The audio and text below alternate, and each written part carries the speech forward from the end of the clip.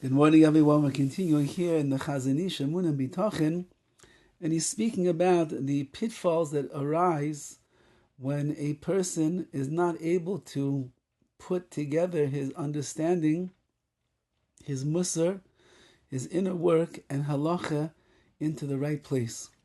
Umin hakoshim b'kabalas hamishpat. One of the difficulties in accepting a mishpat, a judicial ruling. Let's say two people come to what's called the Jewish Bezdin, the Jewish court, and Reuven is claiming that Shimon owes him a few $100,000 for some kind of a business deal that has gone bad.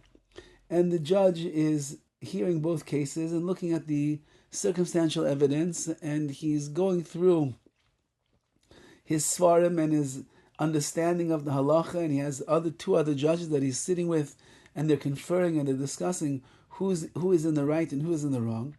And let's say that they have to judge one. So let's say that they say that Reuven, who's claiming that Reuven owes him, that Shimon owes him a couple of $100,000, they judge him as the winner. Now Shimon is going to have a very hard time accepting this ruling that he now owes $200,000. Says the Chazon Ish, the judge's verdict is not often what someone would think at first glance. And sometimes it's not even accepted as a widespread fact, which means it seems very difficult for those that are hearing the judgment being handed down to understand what is the judge talking about. But it's only through the toil that the judge puts into the Torah and his diligent analysis, that's how he arrived at this proper conclusion. And the judgment is given over to the heart of the judge, from all those judges that live amongst us today, which means HaKadosh Baruch Hu, he has a special relationship with all of the dayanim, the judges in today's world, and he gives them the proper understanding so they can arrive at the proper conclusion. All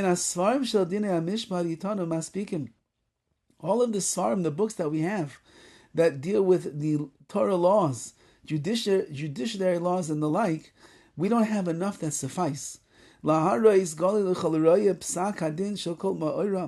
can't open up any book for every case that there is in a bezdin and say, oh, here's exactly the same case. There's so many nuances and there's so many details and there's so many, especially in today's world, there's so many different aspects of what is going on. It's not so simple.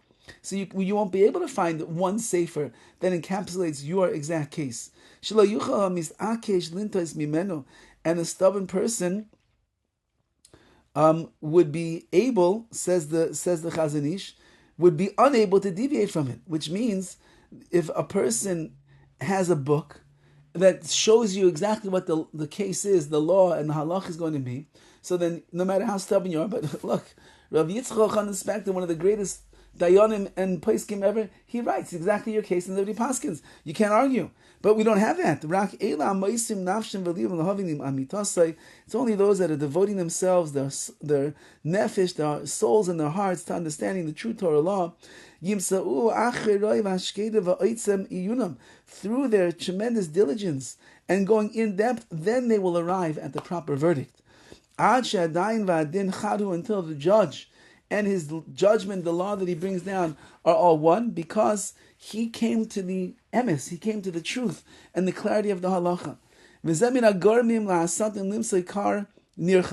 This is one of the things that causes the Satan, the Yetzer Hara, the Satan, to find ample room.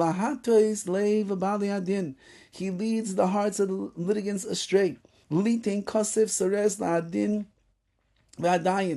And they cause them to ignore the verdict of the judge. And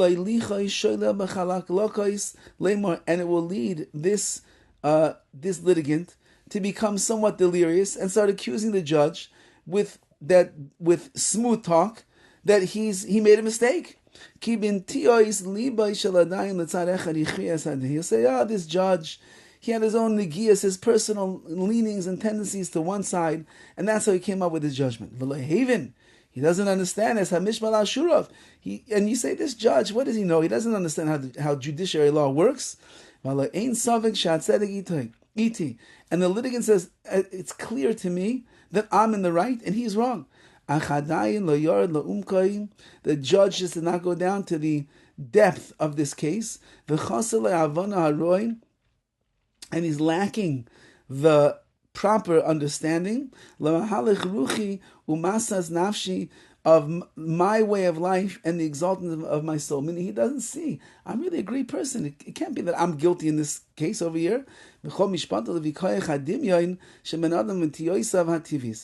the judge's whole verdict is based on his own imagination and his natural tendencies. He's not using halacha. He's not using his wisdom of all of Shas and Rishonim and Achronim and Paiskim and the Shulchan Aruch and the Noisei Kelim. No, he's doing this on his own. Is